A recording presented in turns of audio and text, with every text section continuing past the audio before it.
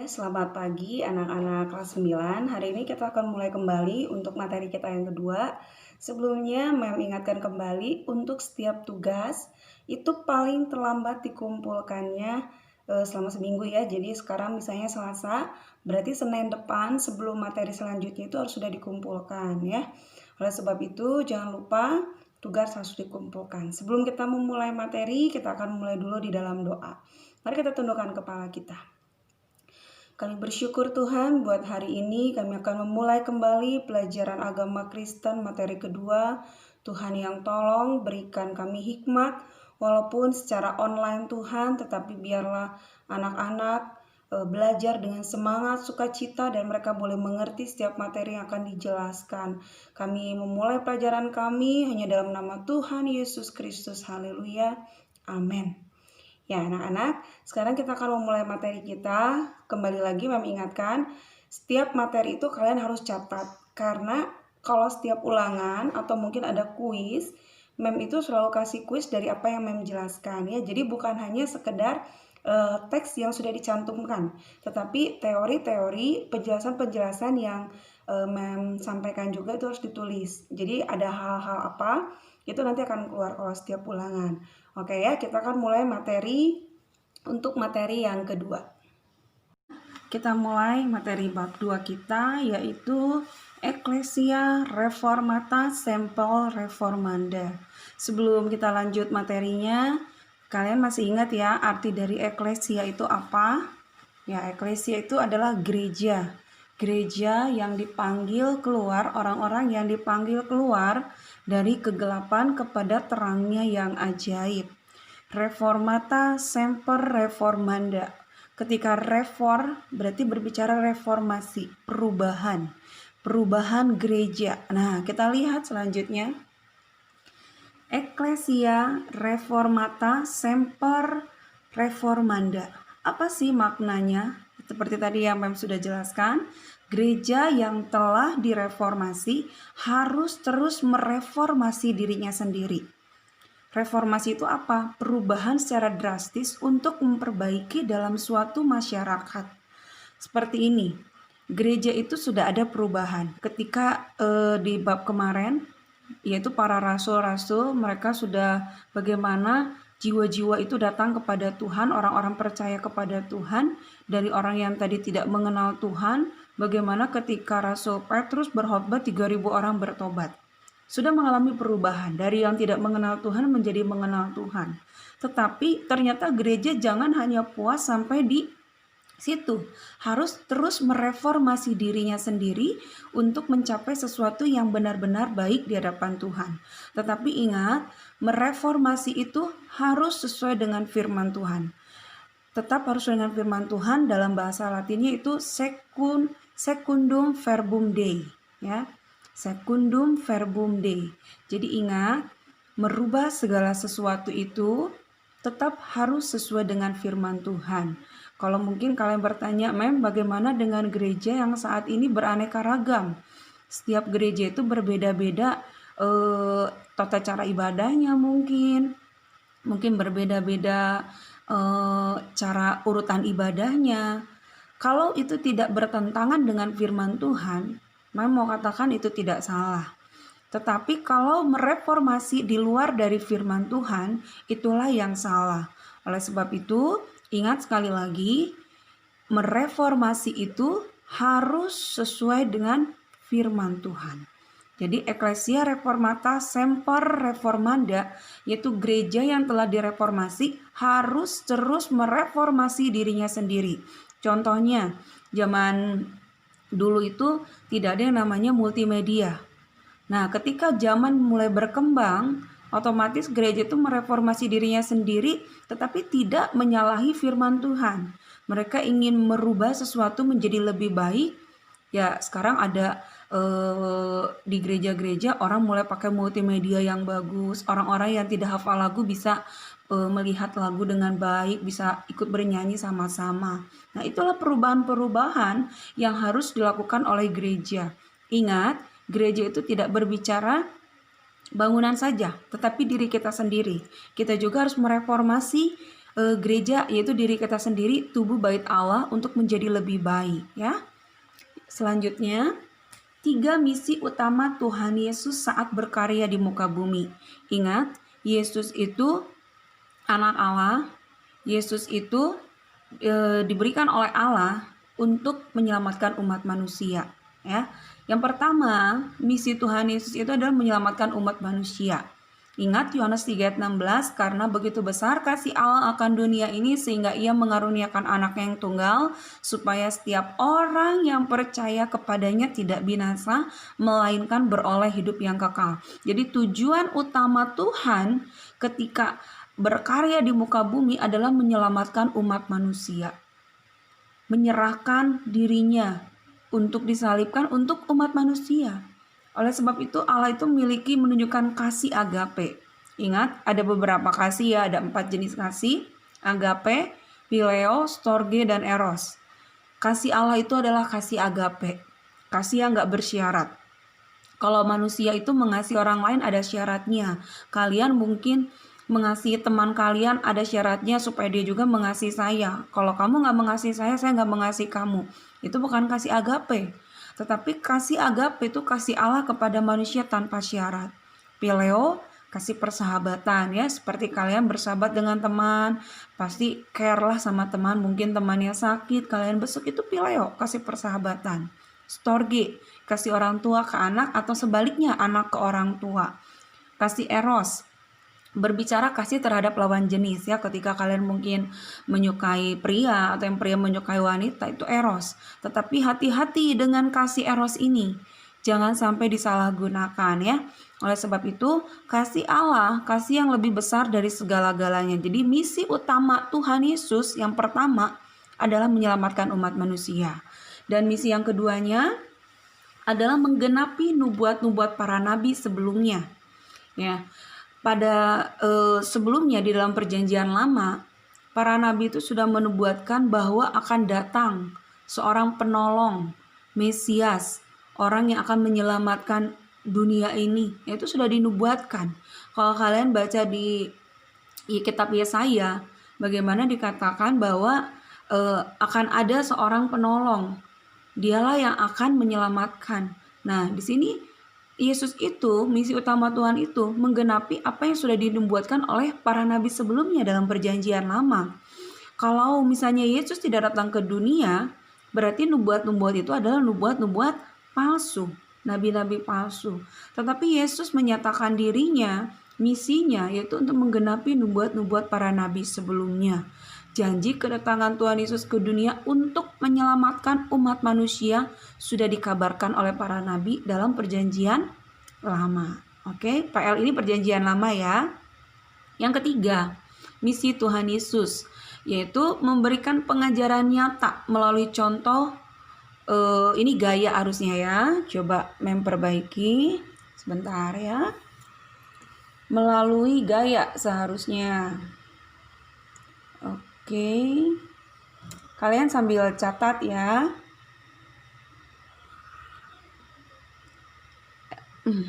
Ya, memberikan pengajaran nyata melalui contoh gaya hidup yang benar. Yesus itu memberikan contoh nyata. Ketika dia berdoa di Taman Getsemani, Yesus itu berdoa bukan ketika dia nyaman ya, dalam segala keadaan. Bahkan ketika di Taman Getsemani, kalau diperkirakan itu Yesus itu berdoa tuh ketika jam 3 subuh. Bayangkan ya, Yesus itu memberikan contoh teladan yang nyata. Berdoa, bagaimana Yesus juga sabar menghadapi orang-orang. Bahkan Yesus itu mempraktekkan buah roh. Dia tetap mengasihi, bahkan ketika Yesus diperlakukan tidak baik, bahkan ketika Yesus ditangkap dan disalibkan, Tuhan menyatakan kasih-Nya itu apa? Tuhan, ampunilah mereka, sebab mereka tidak tahu apa yang mereka perbuat. Itu adalah contoh dari gaya hidup yang benar, yang Tuhan ajarkan, yaitu kamu juga harus mau mengampuni orang yang bersalah kepada kamu. Mendengar, Yesus itu mau mendengar setiap orang. Ketika orang berkata apa-apa, Yesus mau menjadi pendengar yang baik. Mempraktekkan firman Tuhan. Ketika Yesus usia 12 tahun, apa yang Yesus kerjakan? Yesus ada di bait Allah. Yesus tidak pernah melalaikan waktu-waktu ibadah. Itu sebagai bukti contoh bahwa Yesus tuh memberi pengajaran tuh yang nyata. Seperti sekarang, kamu tuh harus ibadah. Jadi bukan hanya sekedar perintah, dan itu pun sudah diteladani oleh Tuhan Yesus, bahwa dari masih kecil pun Tuhan, dia tetap selalu pergi ke bait Allah. Ingat, Yesus itu 100% manusia, 100% Allah. Mungkin kalian bisa bilang, oh iya, Yesus kan bisa mempraktekkan berdoa sabar, dia bisa melakukan firman Tuhan, dia tidak membenci, dia tidak mendendam karena dia Allah. Ya, betul. Tetapi Yesus itu juga 100% manusia. Dia bisa merasakan kesedihan. Bahkan ketika Yesus mau disalibkan, dia tuh sampai sedih, dia sampai berkata, Eli, Eli lama sabatani, Allahku, Allahku, mengapa engkau meninggalkan aku? Itu menyatakan 100% manusianya Tuhan tuh merasa sedih. Bahkan ketika dia berdoa di Taman Getsemani, dikatakan Yesus itu merasa, Tuhan kalau boleh cawan ini lalu daripadaku. Itu tuh secara manusia Tuhan juga merasakan sakitnya tuh seperti apa. Tetapi di sini memberikan pengajaran buat kita bahwa Yesus itu manusia. Jadi Tuhan tuh tahu rasa sakit yang kamu alami. Jadi ketika Tuhan memberikan contoh gaya hidup yang benar, itu pun harus menjadi praktek gaya hidup kita. Selanjutnya, latar belakang gereja reformasi ya. Latar belakang reformasi gereja. Kenapa sih pada saat itu tuh ada reformasi gereja? Karena orang-orang dalam gereja mulai berfokus bukan lagi pada pengajaran iman. Gereja menjadi lembaga yang digunakan untuk meraih keuntungan bagi orang-orang tertentu. Munculnya banyak tantangan di gereja, baik dari dalam maupun karena adanya tuntutan politik dari kaum bangsawan. Poin kedua di sini ya, kita lihat gereja menjadi lembaga yang digunakan untuk meraih keuntungan bagi orang-orang tertentu. Pada saat dahulu sebelum adanya reformasi gereja-gereja itu mengeluarkan yang namanya surat penghapusan dosa. Kita lihat selanjutnya ya. Nah, di sini titik terendah gereja pada saat itu, kenapa? Makanya ada reformasi. Gereja mengaku berkuasa mengampuni dosa dan hukum atas dosa dengan mengajarkan konsep purgatorium, yaitu api penyucian. Mohon maaf kalau di sini ada yang Katolik, dan setahu saya Katolik sampai saat ini masih ada api penyucian. Jadi setelah meninggal ada api penyucian. Saya pernah mengikuti pemakaman orang Katolik. Sebelum dimakamkan masih di rumah ya. Jadi pastornya datang. Mereka akan melakukan api penyucian. Tapi saya tidak ikutin bagaimana cara mereka melakukan api penyucian. Itu dikatakan bahwa api penyucian ini berfungsi supaya dosa-dosa dia di masa lalu itu yang belum diselesaikan itu bisa dihapuskan. Nah, ini pengajaran yang tidak benar. Ketika orang sudah mati, sudah selesai. Makanya ketika kalian masih ada, masih hidup, saat inilah kesempatan untuk kita benar-benar hidup di dalam pertobatan.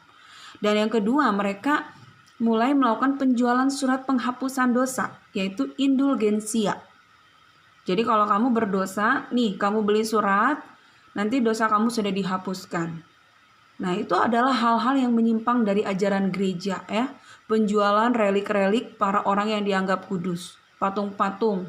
Nih kudus kamu dijual, kamu mau beli biar kamu dapat berkat.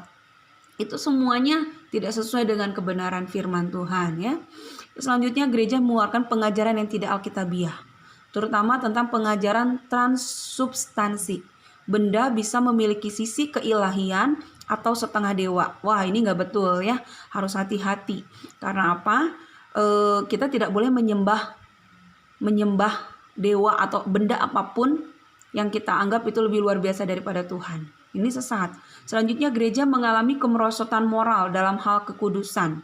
Banyak kasus amoral yang dilakukan pimpinan gereja. Gereja hidup dalam praktek korupsi, kolusi, dan nepotisme. Hal-hal inilah yang membuat maka reformasi gereja itu terjadi. Sampai ada satu tokoh reformasi yang terkenal, yaitu Martin Luther. Martin Luther saya tidak perlu jelaskan ya. Dia itu menentang akan hal-hal yang dikerjakan gereja pada saat itu, terutama masalah penjualan surat penghapusan dosa ini. Sehingga Martin Luther ini menuliskan 95 dalil ditempelkan di dinding pintu gerbang gereja All Saints Church. Dia menuliskan hal apa sih yang seharusnya dikerjakan orang Kristen itu untuk mereka diselamatkan, bukan malah surat penghapusan dosa. Sampai akhirnya Martin Luther ini dia tuh dikejar dan bahkan dianggap dia itu menjadi orang yang sesat. karena dia menentang ajaran gereja. Dianggap jadi wah pengajaran kamu ini sesat, dituduh sebagai pengajar yang sesat karena tindakan dari Luther ini.